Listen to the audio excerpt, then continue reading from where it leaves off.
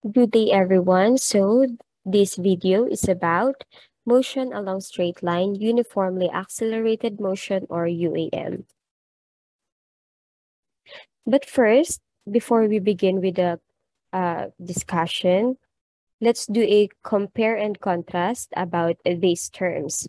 First, the distance and displacement, speed and velocity, velocity and acceleration, acceleration and deceleration, and constant velocity and constant acceleration. So para sa distance and displacement, ang kanilang main difference is that the distance ay ang actual length traveled ng isang object, while the displacement is the straight line formed from the initial position to the final position of the object. Then, ang speed naman and velocity, they are compared with each other, but speed is a scalar quantity while velocity is a vector quantity, meaning these two are about the distance traveled by an object over a period of time, but velocity, kinoconsider natin yung direction. Next, velocity and acceleration. So velocity is, again, the distance traveled by an object over time, but yung acceleration is the rate of change of velocity over a period of time. Now, acceleration and deceleration. These two pertains to how the rate changes ng velocity ng isang object. So, acceleration, ibig sabihin, nag-i-increase ang rate of change. Deceleration naman is nagdi-decrease until it stops. Now, lastly, constant velocity and constant acceleration. So, when we say constant velocity, yung isang object, hindi nagbabago yung speed niya over a given time. So, for example, kung 5 meters per second lang siya, until such time na sa isang problem, 5 meters per second pa rin yung kanyang speed. Well, sa constant acceleration naman, ibig sabihin, yung rate of change ng kanyang velocity ay constant. For example, nag-accelerate siya since this is constant acceleration, ibig sabihin, bumibilis. But the difference within first point to second point is equal or constant. So, let's have some illustrations para mas maintindihan natin. First is about the distance and the displacement.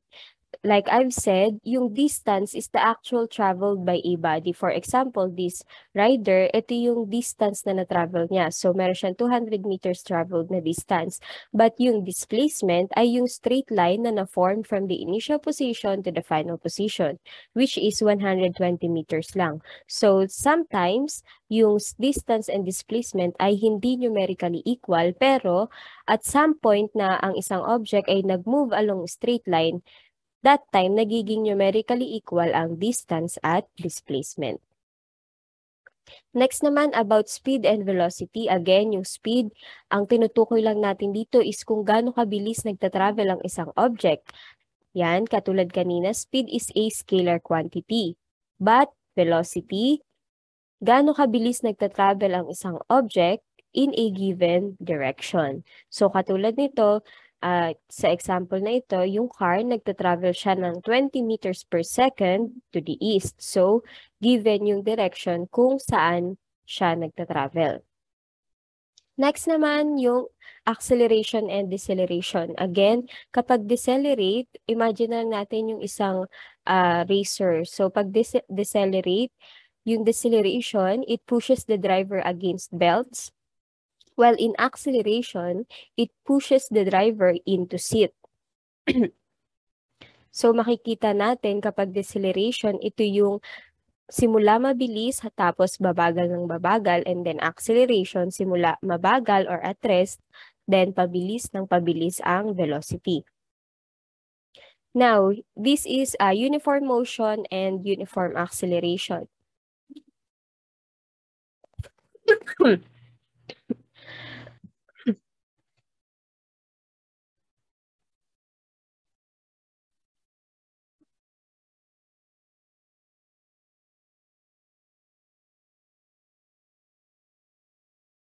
So for uniform motion, for example, this is our first position, and then second position, third position. So makikita natin, yung velocity hindi siya nagbago. 10 meters per second pa din sa mga position na given natin at a given time. But in uniform acceleration, ibig sabihin, bumibilis siya. So hindi na uniform yung velocity niya. Pero ang uniform na sa kanya ay yung kanyang acceleration. Meaning, sa first position, meron siyang 10 meters per second na velocity. Then after some time, naging 20 meters per second na. And then another, naging 30 meters per second. So from these two, ano ang rate of change? 20 minus 10 is 10. And then from these two again, anong naging rate of change? 30 minus 20 is 10 pa rin. So, uniform or constant yung kanyang acceleration. So this is the definition. Uniformly accelerated motion is motion of an object where the acceleration is constant. In other words, the acceleration remains uniform and the acceleration is equal to a number and that number does not change as a function of time. Now, to give you a teaser, let's do a countdown about UAM. So, in this topic, we are going to have 5 variables. So, kung may 5 variables tayo, ilan ang equations na mabubuo natin? Makabuo tayo ng 4 equations. And in a given problem, kapag alam natin at least 3 variables from that problem, then we can obtain the 2 remaining variables. And that leaves us to a one happy physics student. So now let's start.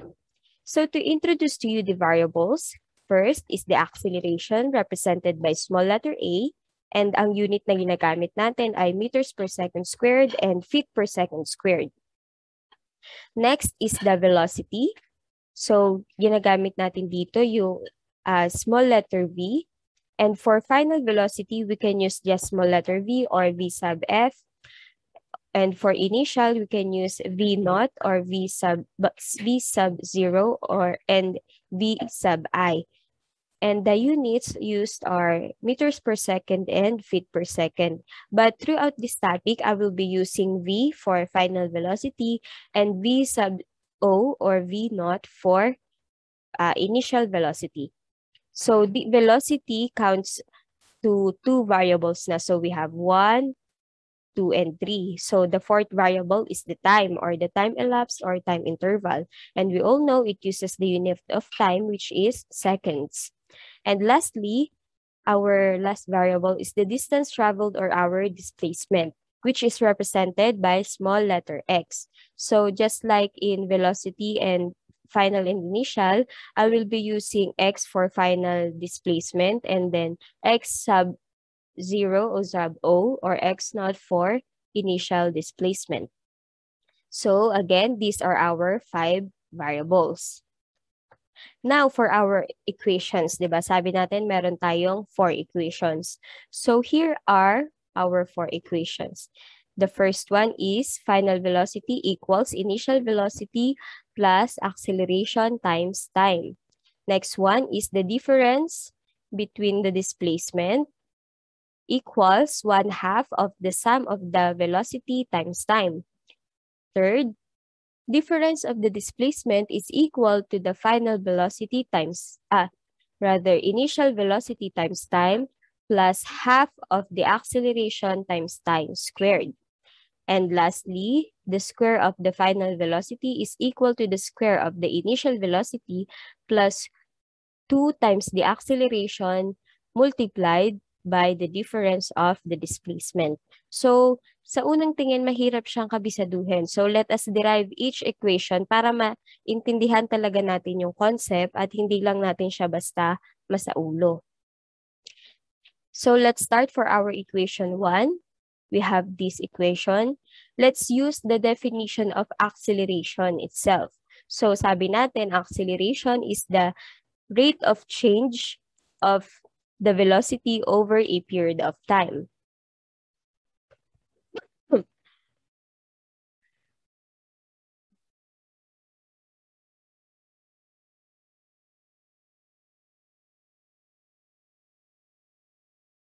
Ay.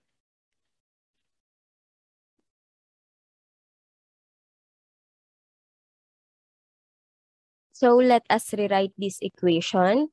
I-multiply natin yung whole equation 2 time para mawala yung ating denominator. So we are going to have acceleration times time is equal to, copy our numerator, v minus v sub o. So let us rewrite this again para ma-obtain natin yung equation in terms of equating to final velocity. So we are going to have final velocity equals initial velocity plus acceleration times time. So, ayan, na ating na-obtain na yung ating first equation.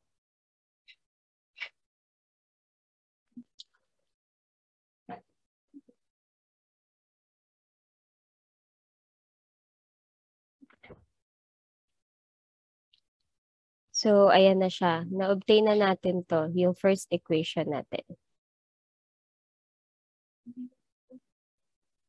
Next, let's erase. Okay, next, our equation number 2. So, dito sa equation number 2, gagamitin naman natin yung definition ng average velocity using the displacement and velocity itself. So, using displacement, makukuha natin yung average velocity by the difference of the displacement over time. So, we have final displacement minus initial displacement over time. And using velocity naman, we are going to have average velocity is equal to the final velocity plus initial velocity over 2. So, averaging lang siya using velocity. Then, equating these two terms, these two definitions of average velocity, ganito yung mangyayari sa ating working equation. So, we are going to have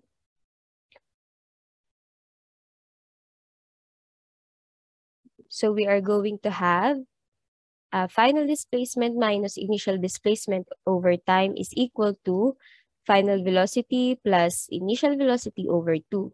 And then, para ma-equate natin yung equation to the difference of displacement, i-cross-multiply natin yung time para mawala yung denominator nito. So, i-multiply natin both sides of the equation to time. So, multiply natin both sides of equation to time para yung time dito ay mawawala. Okay. So, we are going to have difference of displacement is equal to time. So, cross-multiply na natin siya times, rewrite lang natin tong ating right side of the equation. So, v plus v sub o over 2. And then, i-simplify natin siya para magkaroon tayo ng simplified form ng equation.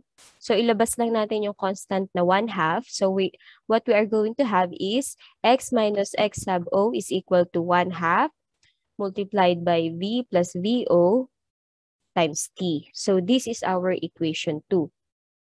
So, yung equation 2, magagamit natin siya kapag hindi given yung ating acceleration sa problem. Now,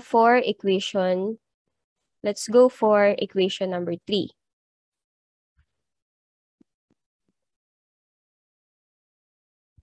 So, for equation number 3, gagamitin pa rin natin yung equation number 2. Doon tayo magsisimula. So, ito remember, equation number 2 to, di ba?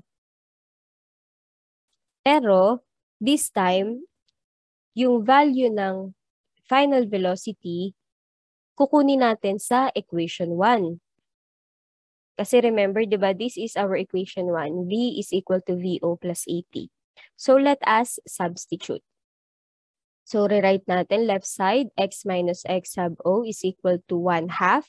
And then, rewrite natin yung value ng v. Ito yung ilalagay natin. So, we are going to have initial velocity plus acceleration times time plus initial velocity times time. And then, simplify natin yung equation.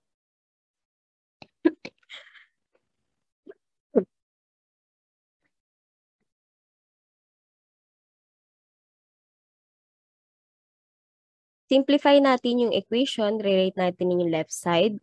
So what we are going to have is, rewrite natin yung constant, 1/2. So VO plus VO is equal to 2VO. And then, rewrite natin tong plus AT and then multiplied by T. So wag kakalimutan yung T na nasa labas. And then again, rewrite natin yung left side. X minus X sub 0 is equal to. So 2 times 2, isimplify natin yung first term nito sa loob. 1/2 times 2VO, so 2 divided by 2 rather, is equal to 1. So, mawawalan na siya ng visible na constant dito sa harap. So, meron tayong initial velocity, then multiplied natin dun sa t na nasa dulo. So, magkakaroon tayo ng V sub O times t. And then, this one naman, 1/2 times AT times t. So, rewrite natin 1/2, then times 80. Since may isa pang t na nasa labas, so 80 times t magiging 80 squared. So this time naman, anong mapapansin nyo? Wala tayong final velocity. So magagamit natin yung equation na to kapag walang given na final velocity yung ating problem. So meron siyang displacement, initial, time, and acceleration. So now let's proceed to our final equation, equation number 4. So for equation number 4, magagamit natin to kapag napansin nyo wala tayong given na time. Meron tayong velocity, final, initial, and acceleration, and displacement. Pero wala tayong time. So, paano natin to makukuha? Paano tayo makakapag-derive nito? Again, balik tayo sa equation 2. Remember, this is our equation 2. Yan, sorry. Yan, yung may 1/2. Difference of displacement is equal to 1/2 sum of velocity times time. But this time, yung time, magsasubstitute tayo dyan. Kukunin natin yung value ng time sa ating equation 1. Ano yung equation 1 natin? Eto. Yung final velocity equals initial velocity plus acceleration times time. So, from this equation, we can get the value of time, which is equal to final velocity minus initial velocity over A, or acceleration. So, proceed tayo sa pag-substitute. So, rewrite natin tong left side. Meron tayong difference of displacement is equal to, rewrite natin yung constant, 1/2. And then, rewrite natin tong quantity, sum of the velocity, and then yung value ng t. So, ito yung value ng t. I-rewrite natin. So, meron tayong final velocity minus initial velocity over acceleration. And then, para ma-simplify natin to, gawin nating single na fraction siya. So, single term na fraction.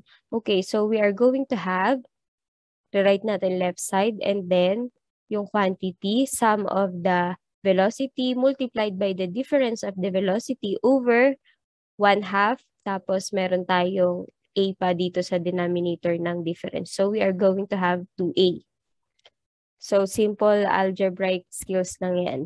And then, para ma-simplify pa natin to lalo, pwede nating i-multiply yung whole equation to 2a para ma-cancel to. So hindi na siya magiging fraction. Yan, so i-ano natin siya. Yan, buo. Multiply natin sa 2a. So, kapag minultiply natin yan sa 2a, magkakaroon ng 2a to, yung ating left side. So, magiging 2a, quantity, final minus initial displacement is equal to.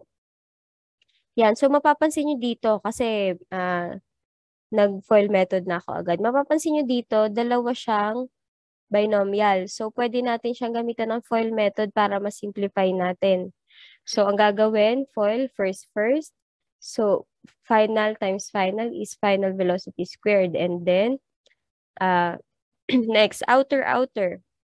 So, we are going to have final multiplied by negative initial. So, magiging negative final times initial velocity. And then, next, FOIL method, inner. So, we have positive initial times positive final. So, we are going to have positive final times positive initial velocity.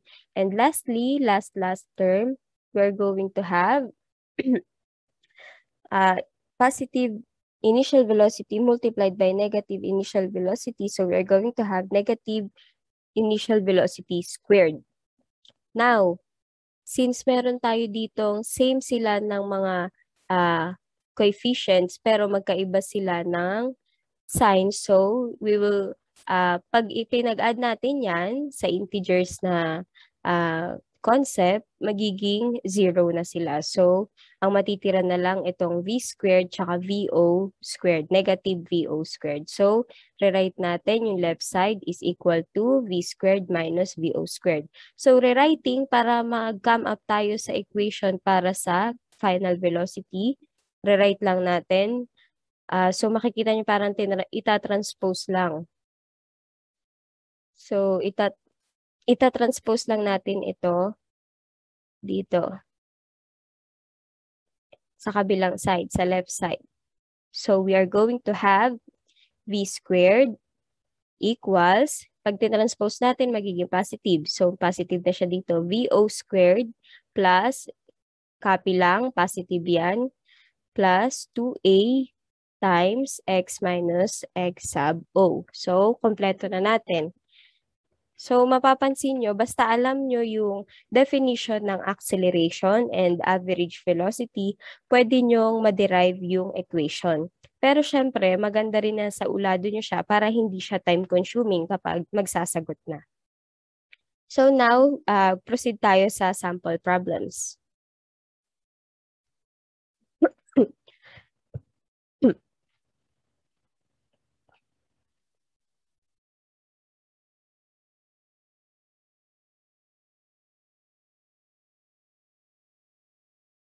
Okay, sample problem number 1.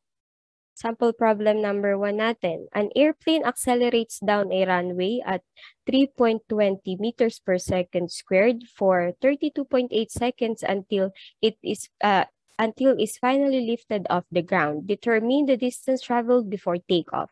So, ano mga given natin? Meron tayong 3.2 meters per second squared.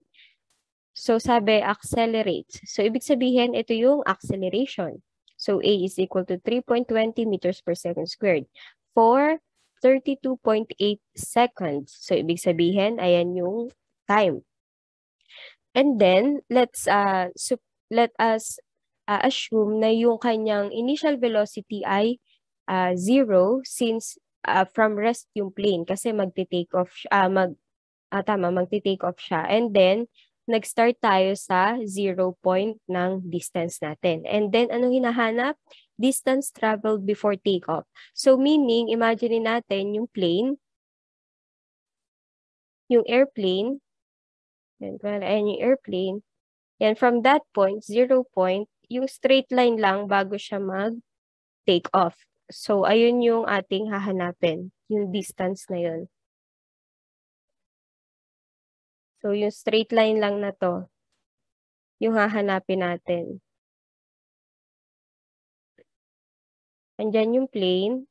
Tapos, hahanapin natin yung from this point up to this point bago siya lumipad. So, hanggang dito. Ano yung distance na yun? Hahanapin natin yun.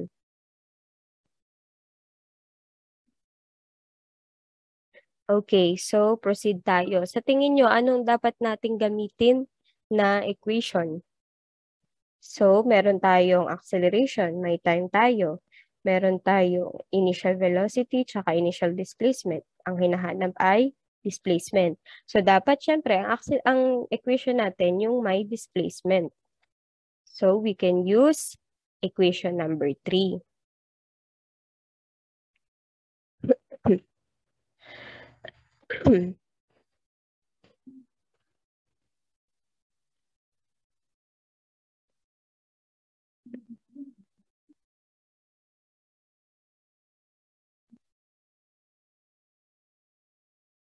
So, using equation number 3, ito yung mga given natin.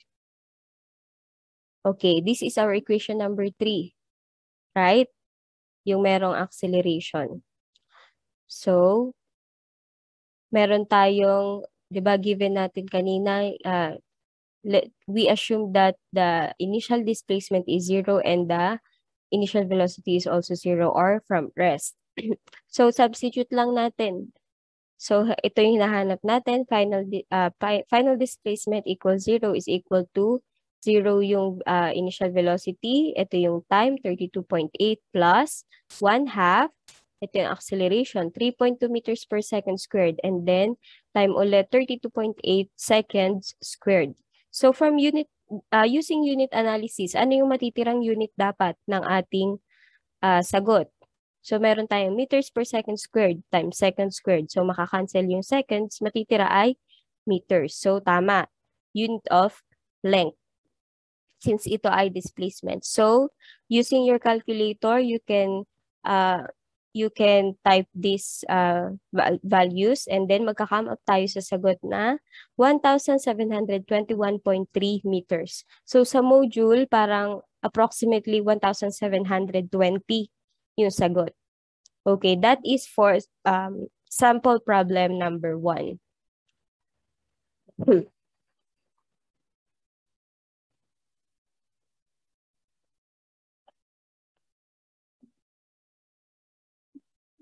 Next, sample problem number 2.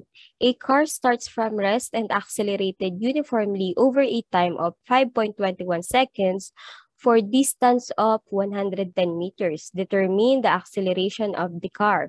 So, meron tayong given na time 5.21 seconds and distance na 110 meters. Ang hahanapin natin ay acceleration. Sabi, a car starts from rest. From rest, ibig sabihin wala siyang velocity or hindi siya umaandar. So, ang kanyang initial velocity ay 0. And also, since displacement, let us assume na mag-start tayo sa 0 meters sa initial position natin. So, ang hanapin natin ay acceleration. So, from these variables, meron tayong 4 variables. Hanapin natin yung isa. Ano kaya ang pwede natin gamitin na equation? So, let's find out. So, ayun. Pwede pa rin natin gamitin yung equation number 3. Yung merong acceleration. Kasi ito yung hahanapin natin eh. Kasi kung equation number 1, wala tayong final velocity. Same with equation 2. So, dito tayo sa itong pinaka-unaw na pwede natin gamitin. Yung equation number 3.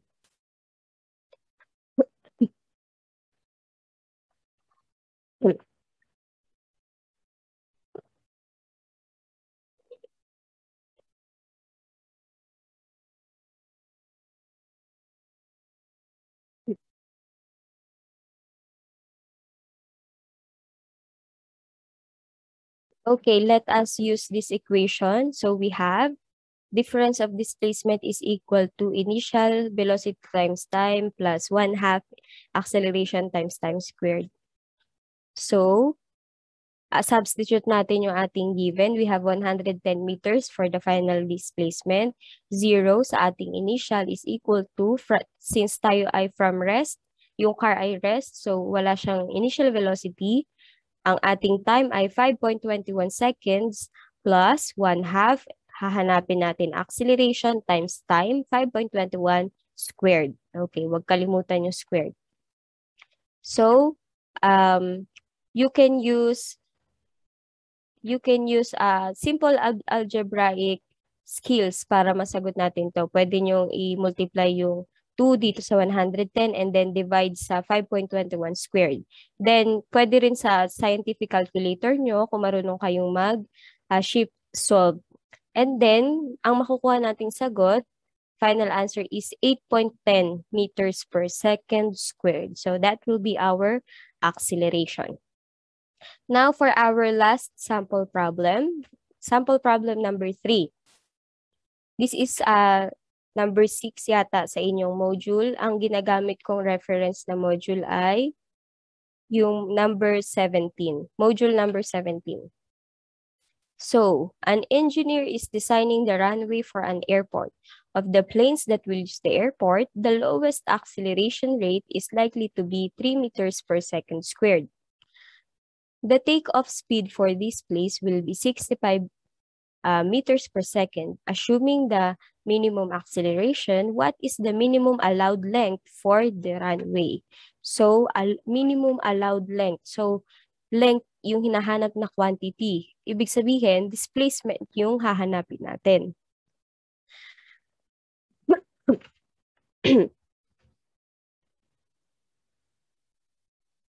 So, ano yung mga given natin? Meron tayong lowest acceleration rate, 3 meters per second squared. Speed daw, take-off speed is 65 meters per second. So, ang hahanapin natin ay length ng runway. So, again, take-off speed, ibig sabihin, ito yung speed niya bago siya mag-take off. So, katulad kanina, for example, this is the airplane. Yan, bilog na lang. And then, ito yung runway. And then, pagdating dito, wait.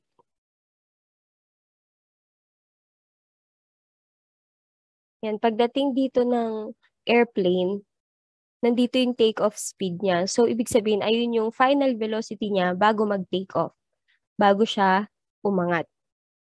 So, hahanapin natin yung length ng runway na yon, yung kanina.